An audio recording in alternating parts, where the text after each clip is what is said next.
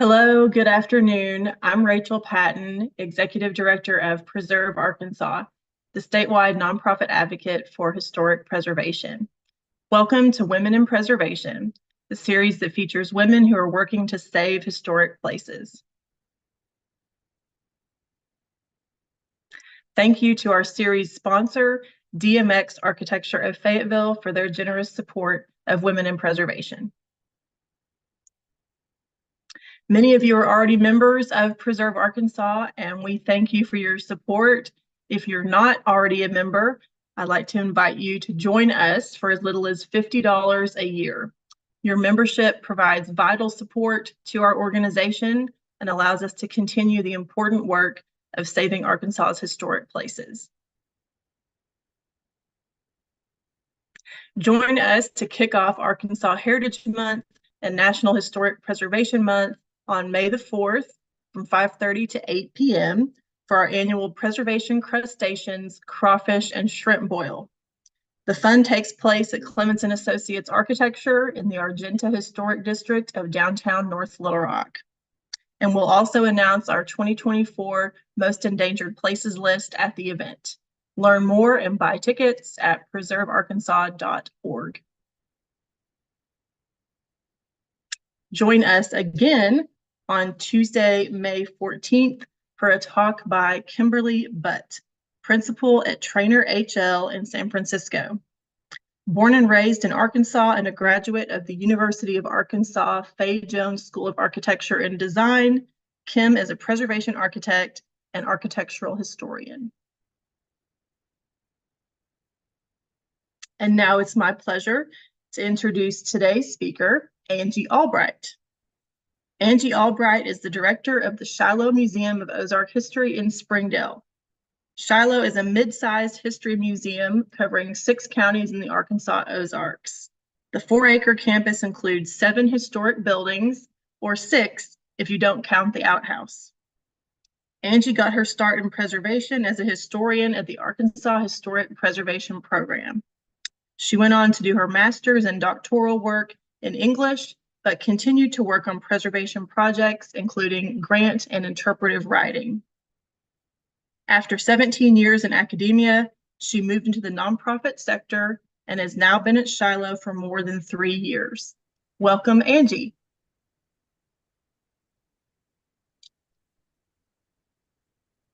Hi, Rachel. Thank you. And thank you for having me today. I love talking about old things. So this is great. We're excited. Oh, Angie, it's on the presenter view. You have to switch it now on the display settings. Again, okay. Sorry. How about that? Not yet, but it may.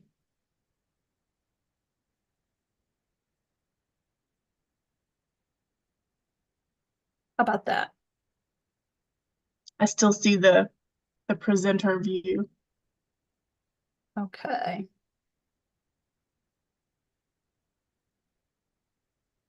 Did that do it? No. Practice. Okay, I'm going to stop sharing. Okay. And we'll try this another way. Okay. There we go. Is that right? Looks good. Yep, looks great. Okay. Okay. All right. Thank you, everybody. We did practice this a couple times. Well, first of all, I grew up in a little rural town in Iowa, Southwest Iowa, where that red pin is, and a town of less than 1,000 people. But in every way, we always knew where we came from. And I'm going to preface this by saying it's a very white experience. We were very lucky to know who our ancestors were, and we could trace them back. And I have a family full of genealogists and storytellers, so we know a lot about who we are. But in these photos, the house that you see on the left is a place called High Prairie. And on that corner out in the country, our family lived just down the road from this house and then across the road from this house. So a house that was built by one of my ancestors and where my dad and my aunt partially grew up. But this wasn't the only house that our family built. or my ancestors built in other parts of the region as well. So it was just very normal for us to be talking about how something was built, when something changed. We were going in and out of these houses all the time. The house on the right was the house on the left. Those were my paternal ancestors. On the right is the house where my mom's family lived for decades. And the house was actually built by my grandpa's uncle, great uncle, cousin, something like that. But again, another family structure. And I'm sure people have this kind of feeling in lots of places where they live, but it would have been impossible for us to grow up not having an understanding of what these buildings mean and how people interact with them and the kinds of memories and the kind of lives that you live in these places. After college, I went to work for the Arkansas Historic Preservation Program, and I was super lucky. Um, I got to work for Ken Story, and Ken Grunwald was there at the time, and Kathy Buford. Now Kathy Matthews was the director of the whole agency.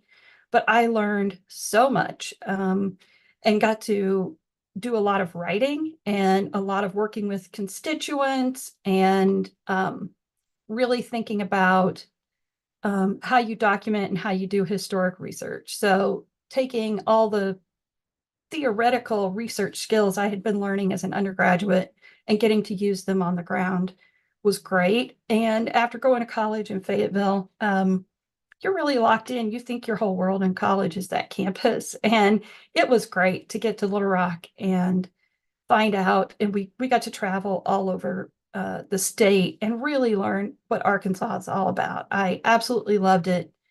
And the office back then was where Stone Ward is now. It was on Markham. And so I thought I was pretty cool. I was 22 and my office looked out over the river. But we were also housed with the Main Street program and we were in cubicles. So we also just got to build relationships and make friends. And I would say until I came to Shiloh, AHPP was easily my favorite job I ever had. We left there to follow my husband's job to New Jersey, but I'm always grateful for this experience. One of the reasons I love preservation is because it's a million things. I was an English major because English could embody history, sociology, religion, all those things. And preservation is really kind of the same way. When you really want to document a structure, when you want to learn what that place, whatever that place is all about, it's all of these things I've listed here. And I just realized I left off religion. But you have to pull on all of these threads and you have to use all of these tools to help you figure out what was happening in a place in a given moment. One of the things I got to work on at AHPP was the Clover Bend Historic District in Lawrence County in Northeast Arkansas.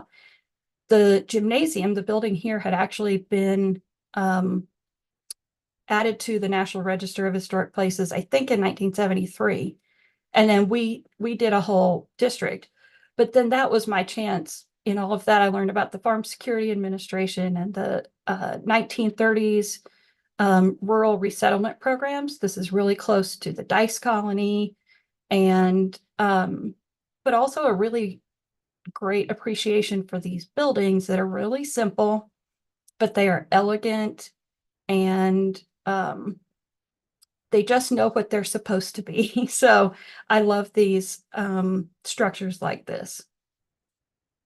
We also got to document and work at Devil's Den State Park, and that was a time we were surveying a lot of Civilian Conservation Corps work around the state. And this was one of the first things I got to do, which makes me laugh because here I was, I'd been going to Devil's Den as a student. We went all the time. And then to come back to it as kind of from the outside and looking at it in a historic perspective was really interesting. It's one of the most beautiful parks, I think, in the country. And we actually right now have a Devil's Den photo exhibit in the museum at Shiloh. So it was fun then years later to get to come back to this topic again. And we have a great photo collection It's been really fun to work with Tim Scott in Devil's Den. And they're also doing a lot of work all over again. So we did a lot of work in 1990, but now CAST, the agency at the University of Arkansas, is doing even more with some new drone technologies and some really detailed and incredible survey work documenting the historic structures at Devil's Den.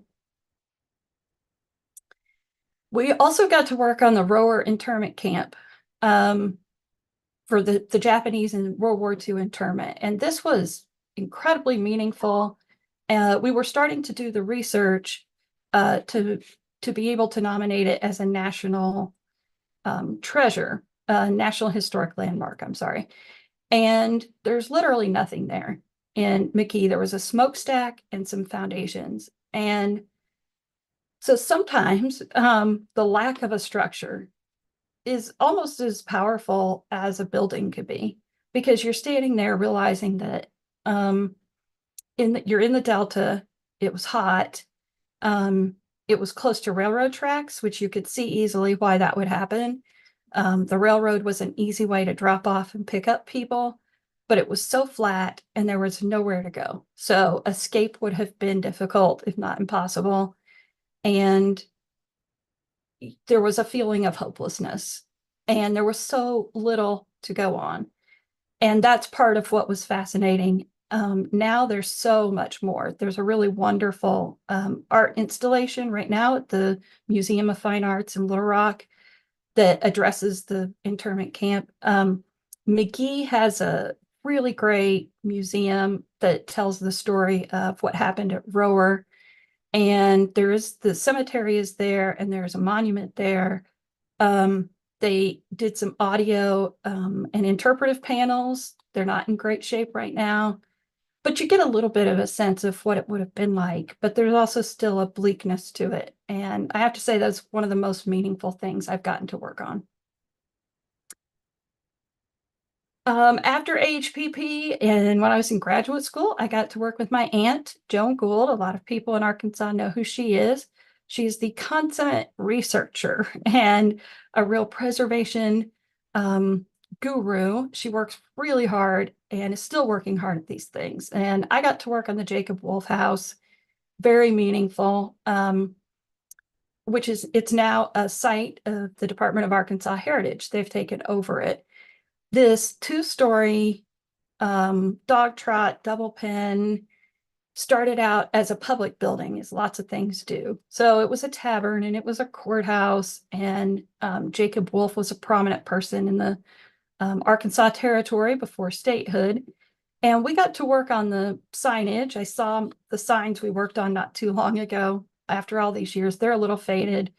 I could look at the interpretation and say, "Ugh, I can't believe I used the word that many times," and some things like that. It could use some updating, but it was a great way to learn, especially interpretive writing.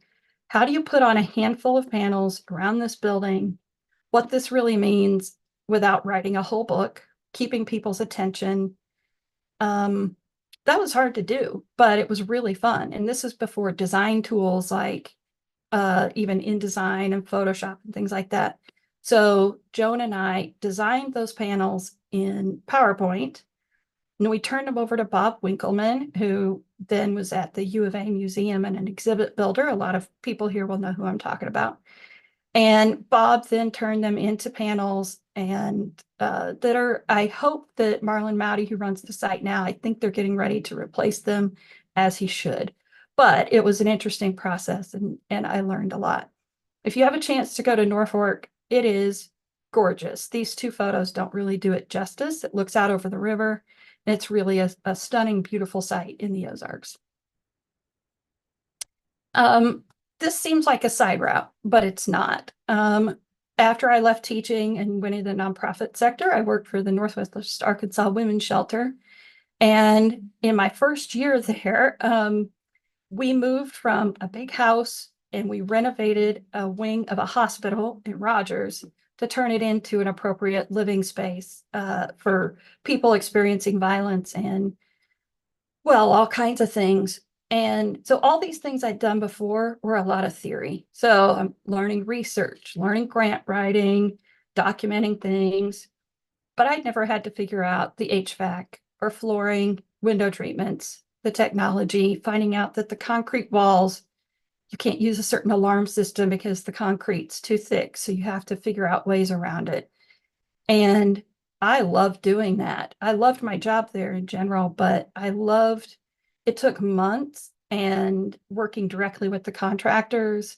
I probably learned as much about running this kind of project as I did in any historic project. And at the end, there's Governor Mike Beebe. He came to do our ribbon cutting at our site.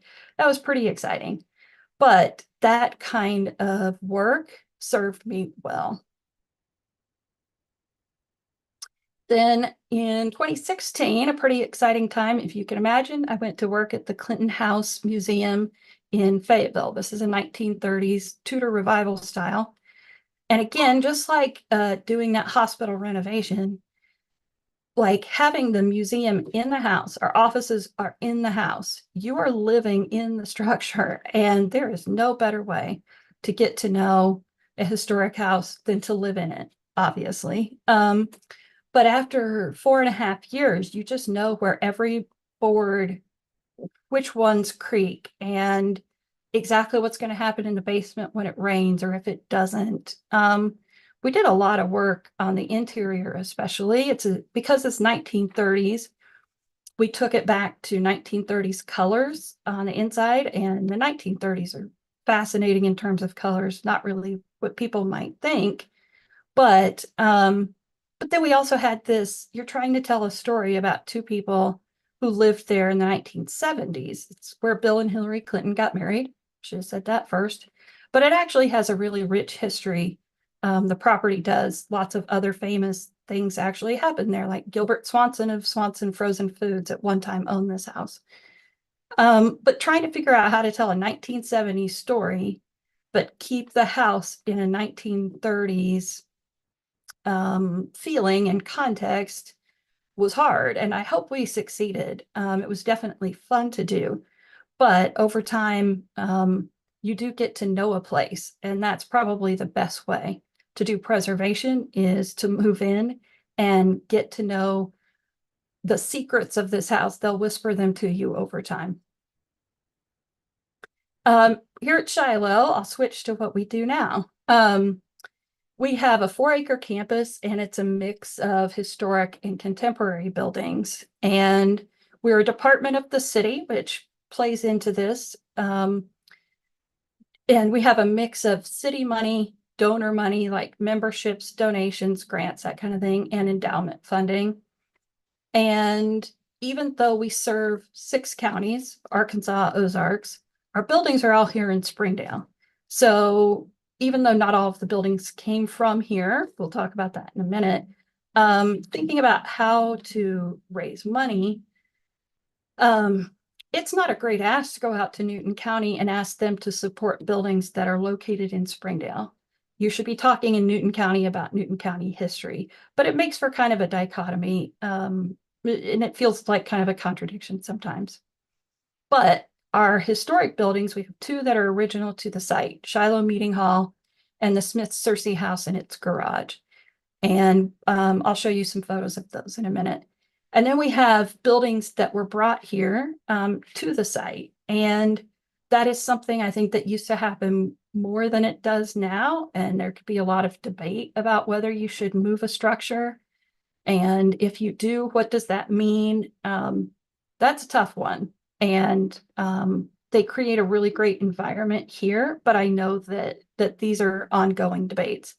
And then we have our contemporary buildings, the museum, which is tens of thousands of square feet, 5 HVAC systems. So it's a lot to take care of by itself. And then we have these 2 1970s duplexes, of which there are no photos. So we'll stick to history. They're almost historic when I think about it.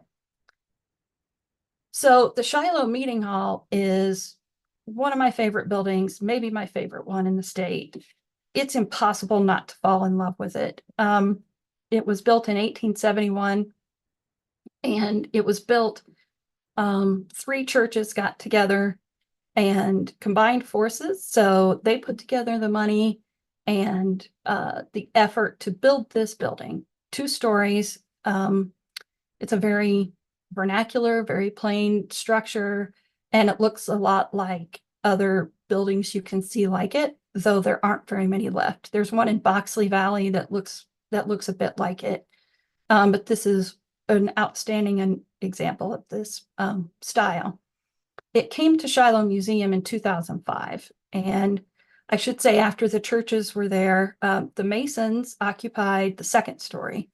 And then over the years, the churches, you can imagine 3 churches sharing a space, how well that went. Sometimes probably not that well. And so one church had it, and then the Oddfellows came to own the building, and they took over from the Masons. There's a whole lot that's happened in this building, but in general, intended to be a community space, and it's a community gathering place. And when I think about 1871, and what was happening here, it's Reconstruction. There's a lot of devastation from the Civil War. How proud these people must have been to be able to go to that 2nd floor, and you're looking out of these grand windows, really, really gorgeous windows, and you can see for miles. And you must think that maybe post-war life is coming back. And it is still the oldest public building in Springdale, which is really important. And the people who live around here, sometimes it was renamed Shiloh Meeting Hall, but mostly people will still call it the Oddfellows Building. And a lot of times when people get to come inside, which we have lots of people coming and going, I've always wanted to come in here. So it has been a real centerpiece of the culture of our city. What you see is the shape it was in when we got it. The photo on the right is the upstairs. It's a little bit cleaned up, but you can see all that paneling and very different vibe than 1871. But through a lot of work, I credit my predecessors with that, a grant from AHPP, a conservation easement, a large bit of funding from the Walton Family Foundation allowed for a renovation to start, and was mostly finished in 2018. And that's when the building opened and was used. And you can see downstairs there, those gorgeous floors. And I like that this photo has the chairs and tables in it. It's still very much a community space. And last year 2 years, while Springdale was building a new city hall, they needed a place for our department heads to meet and other city meetings. And this building got used a lot for that. And it made me really happy to think that it was returning to its purpose. But it also made me happy that all the people who we work for and with came to love that building and appreciate it as much as we do. It really matters to them. The exterior looks lovely right now. I will tell you what the 1871 components of the building are sturdy, they're standing strong, they're in great shape, mostly. It's the stuff that was done later that's more recent that, has the most issues. So nails coming out and boards warping and things like that. But that's the nature of caring for these buildings. But we just did an exterior, what we thought was just going to be painting, that turned into a very extensive wood repair, and finding out that underneath the peeling paint was a lot of rotted wood, missized wood, that kind of thing. So you have to have good contractors. It took us 1.5 years to find a decent contractor, and when we did, we were thrilled. He did a great job. But it's never just painting. All the windows had to be reglazed, and we had to repair a lot of wood. We had to find and source wood from a sawmill in northern Missouri. It was a lot. So it's done though, and it looks beautiful. And we get a lot of comments from the people around here. This is on the 2nd floor of this building. And the paint that you see, the blue on the bottom and that white on the top, is original, probably to the Masons. we think, but we have an entire exhibit upstairs that tells the story of the whole building and the various church congregations that were housed there, the Masons, the Oddfellows. And when you do get to go up there, you get to experience this really grand, soaring kind of feeling, really, with the light coming in and being able to see for miles out over the Ozark Mountains.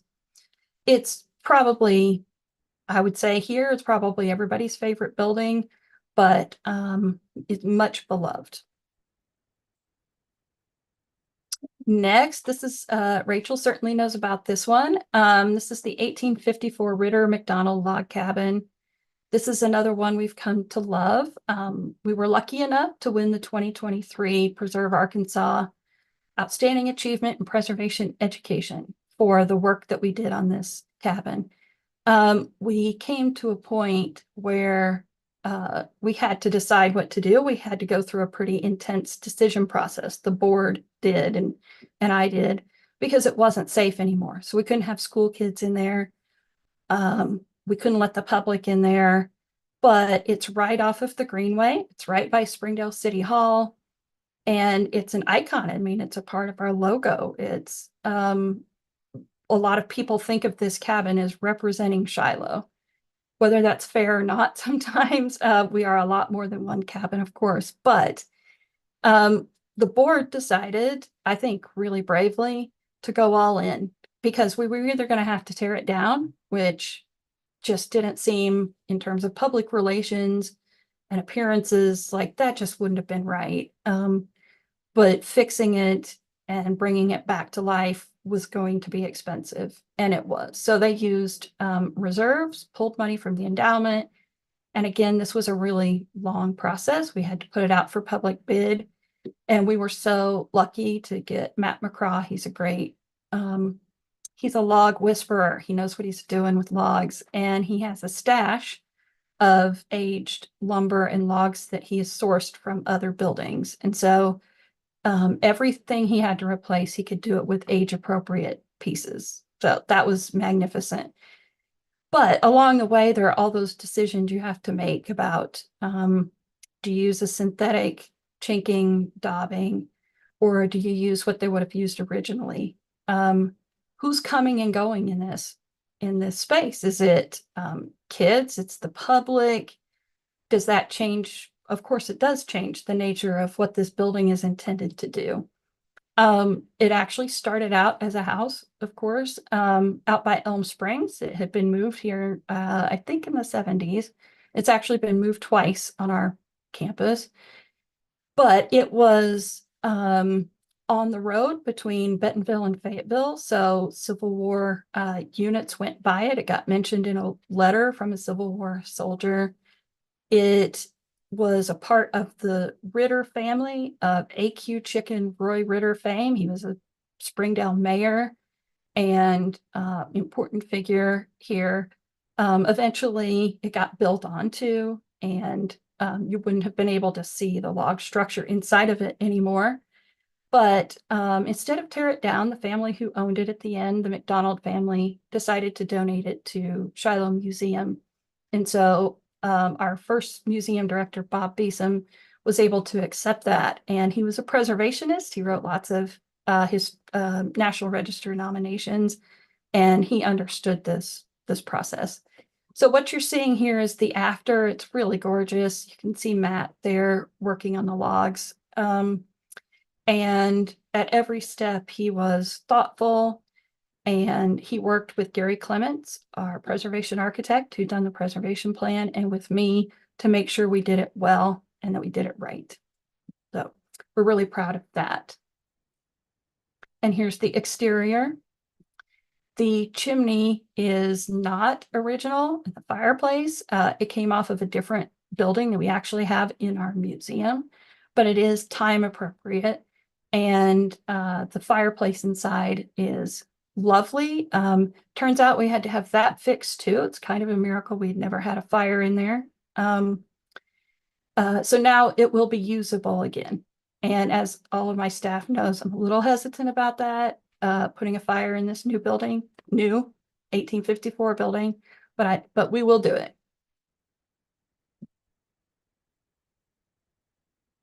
We also have on our grounds Dr. Carter's office. It is not interpreted inside. We're trying to decide what to do about this, but this was moved to our site from kind of out by Richland Creek out in eastern Washington County. And one of the amazing things is we had a perfect spot for the spring house. There was actually a spring house underneath it in Richland Creek, and they were able to move that here and put that in place. So we have a spring house underneath there, kind of a little hidey hole on our grounds, which, can mean it's sort of hard to keep track of what's going on in there all the time. But this country doctor's office says a lot about rural life in Washington County. We also have Dr. Cooper's barn, not Dr., Mr. Cooper's barn, 1930s barn, and it's where we have a lot of our agricultural collections. There's a wagon in the barn. Last year, we participated in the barn quilt project around Springdale, and a quilter named Carol Bruce, who's also an artist, came up with these patterns, and we decided to go ahead with this.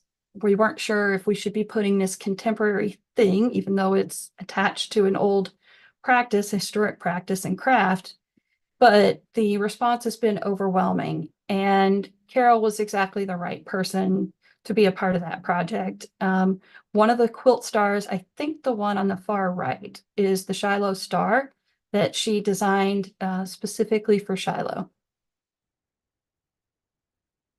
We also have the Steel General Store. This building has been moved several times, and it's associated with the well-known family here, but it has been a post office, a store, a church. It's all kinds of things. For us now, it's a great side meeting space. We do some programming in there, and our groundskeeper has a space that's kind of like an office there too.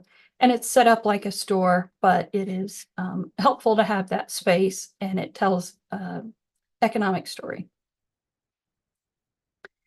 And then we have the Smith Cersei House.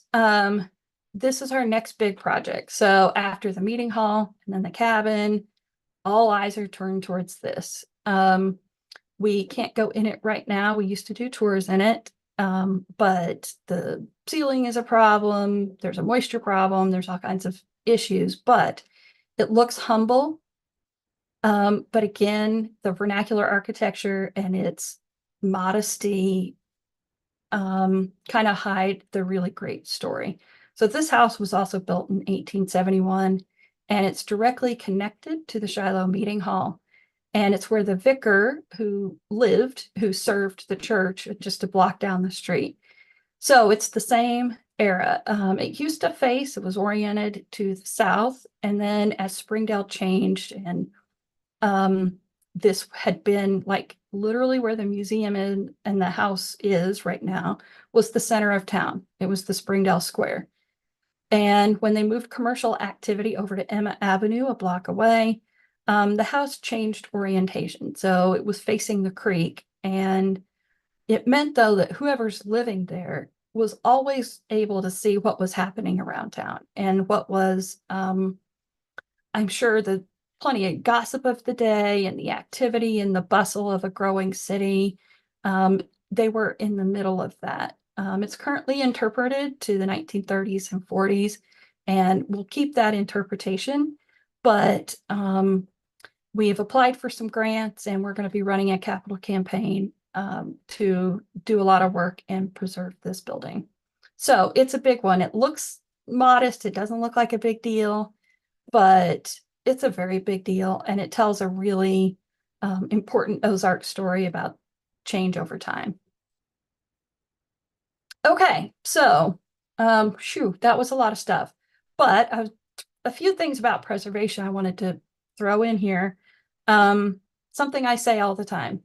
Preservation is just constantly asking this same question over and over again. How do you figure out how to honor the original structure and the materials and the intent of a structure while accounting for sustainability, climate change, new technologies, the availability of materials, interpreting a broad range of stories? Like, everything I've talked about so far is a really white Eurocentric story. And so how are we going to dive in and figure out what other stories there are to tell about a space, and then a possibly changed context or purpose? Like the log cabin isn't a house anymore. It sits off a busy thoroughfare, and it's now a public space. It's an education space. So we don't always get to be purists. Uh, when you're always having to think about what could be broken, what is safe, what is important about this space, sometimes you have to change things and to account for its current context and purpose. And by the way, I will say this is my favorite quandary. It's like handing me a Rubik's Cube. It's like thinking through materials. What's the right thing to use? Should it be cedar? Should it be pine? Should it be white oak? Should you use synthetic daubing or what they would have used originally? I think those are really challenging questions that I enjoy figuring out and answering. One of the things that I see happening all the time actually is you have to know what you want your building, like the thing that's really falling down and is basically empty. You've got to try to figure out what you want to do with that building before you start the project. It will depend or where you put things like stairs, or how much you budget for a particular material, or what kind of doors you're going to use, what kind of alarm system. These aren't things you can think about after. And if you've built this beautiful building, but nobody knows what to do with it, shouldn't say built, renovate, restore this beautiful building, and nobody knows what to do with it, it's going to be empty. And we all know that empty buildings devolve a lot faster than active buildings. Also, I get asked about this a lot. The National Register of Historic Places, very important. Also not important. I was on the Fayetteville Historic District Commission, and we read these nominations, but there are a lot of buildings that are really important, like to your family, to the community, and they're worth caring for. They're worth preserving, even if they're not ever on the National Register. One of the things that people think is being on the National Register will protect a building, and it won't. Property owners, especially in Arkansas, still will have rights to do whatever they want with the building. And we discovered that in Fayetteville. We had a little bit of a conflict. Historic property ended up being demolished and created a real problem in a historic district. But everybody wanted to save it in the moment it was about to come down. But historic buildings are like trees. The best time to take care of them and plant a tree is 20 years ago, and the best time to take care of a building was 20 years ago. So you can't save every building. You have to take care of them along the way. All of the building doesn't get on the National Register just because it's pretty or because it's a great example. The National Register nomination paperwork is, I think it's all online, and reading those nominations are a rich source for research, for history and information. It's valuable beyond just what the structure means. So very worthy project, but if you're not on the register, it doesn't mean that your site isn't special and meaningful. Something I talked a little bit with Rachel about, I've been really lucky. I am sure there are plenty of issues with being female in preservation. But when my first boss after college was Ken Story and Joe DeRose and a whole bunch of men who just were great, and I never had a moment of feeling like because I was female, I couldn't do something. And along the way, I've had a pretty easy time of it, but I know that that's not true for everybody. There have been a couple of moments where I had to step in to a circle of men talking to each other and not to me, even though I was running the project. And I just had to stick my hand in the circle, introduce myself, and find ways to remind them that I'm heading up this project. I'm going to make sure you get paid. Talk to me. And one of the things I found is once you pull in the contractors, you can make them love being a part of the story. And I think that's the a really rewarding part of this. Like our contractors who worked on the exterior of the Shiloh Meeting Hall, when they were done, they were really proud of their work. It was really it was meaningful to them beyond a paycheck. And I found that every single time that if you pull them in and tell them the story, they're much more likely to work with you. So, but you still have to keep an eye on things. Sometimes they use the wrong nails, the wrong paint, that kind of thing. But I've been very lucky to have a lot of great people around me. Um, this is something I harp on all the time. I've done several conference presentations on this. Historic preservation is the key to cultural heritage tourism, and communities with a strong sense of place and identity simply make more money. So people spend more time there. The kinds of people who go to historic sites and museums spend more money. They stay more days in these places. So places like downtown Rogers and downtown Springdale are creating a great identity, bringing back that sense of place that matters so much. And it makes people want to stick around. Like this town knows what it is. This community knows what it is, and they'll spend more time there and more money there. So there you go.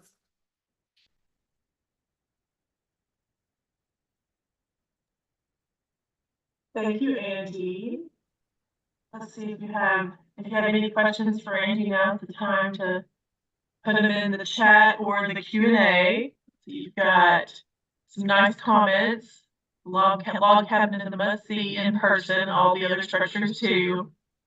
Love learning about Shiloh. And from friend Ken Story, thanks for dropping his name. Oh, that's sweet, Ken. And you were the star, Angie. Yeah.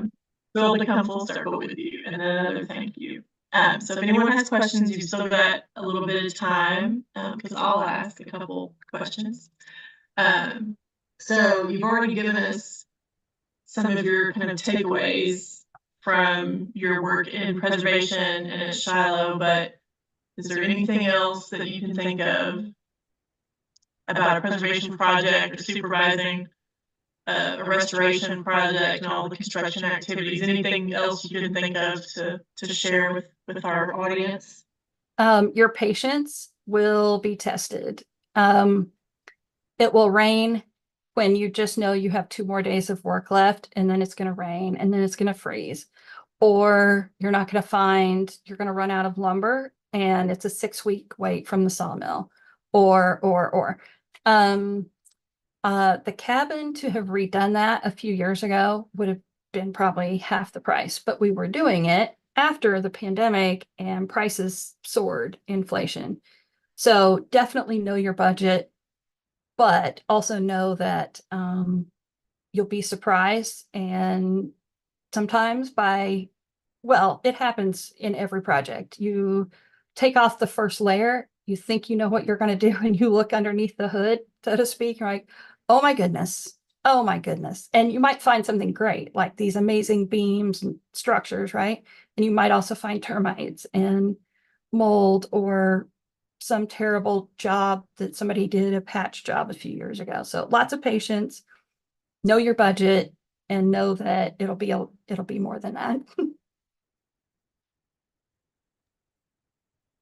Good advice. Okay, a question from Leanne Wiedeker. Who is the contractor for the Odd Fellows building for Shiloh Meeting Hall? Okay, I do not know off the top of my head who was the 2018, sort of that 2016 to 18 era, but I know that Eric Bernard from Precision Carpentry did the exterior. And he was great. And he was recommended to me by Gary Clements, our preservation architect, who's done all of our preservation plans for our structures, but also around Springdale. Lots of people here will know him, architect out of North Little Rock. And I should have said, here's the other thing you should know about preservation projects. Finding practitioners, as Rachel knows, is so hard. And you have to ask everybody, and you have to wait a long time for the right ones. And it's really hard to find people skilled in certain kinds of things. So I'm a big fan of advocating for young people learning these trades. It's really important. Absolutely. But I think well, I know you'll agree, but it's worth it to find the right person Yes. who knows what they're doing rather than letting someone else Yes. do something that might cause more damage in the long run. Yeah, because then you'll have to undo it. And yeah, it's very expensive. Yeah. Let's see.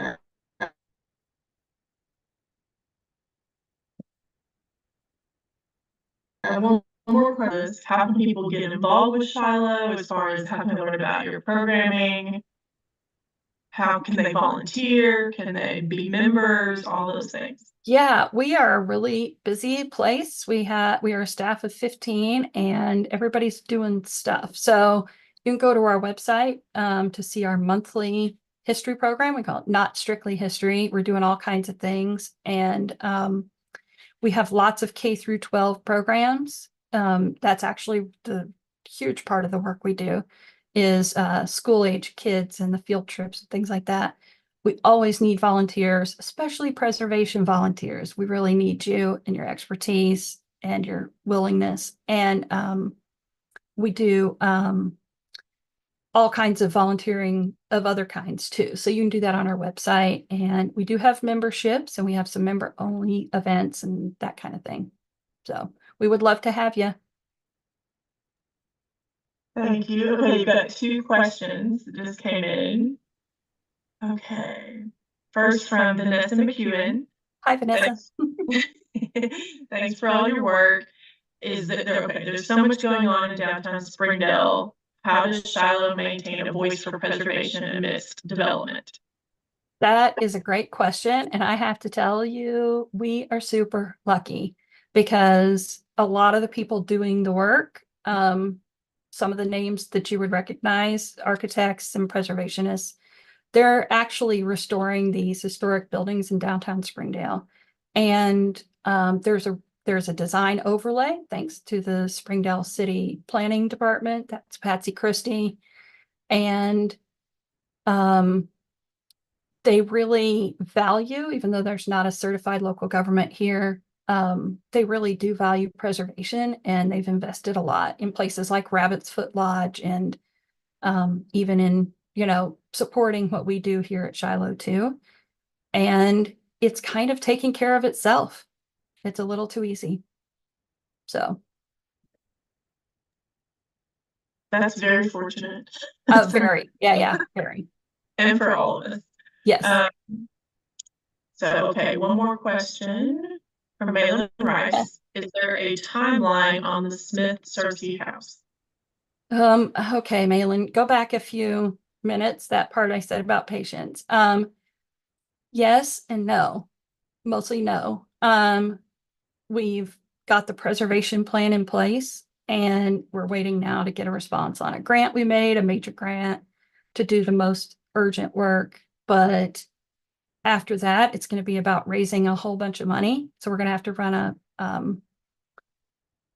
run a capital campaign and do lots of strategizing. So I anticipate it taking quite a while. And some of the work is really significant. So I don't have a good answer, but you'll probably be the first to know when we do. You gotta get your funding in place. Yes, exactly. Yeah. Okay, well, thank you so much, Angie, for your presentation, and thank you all for watching.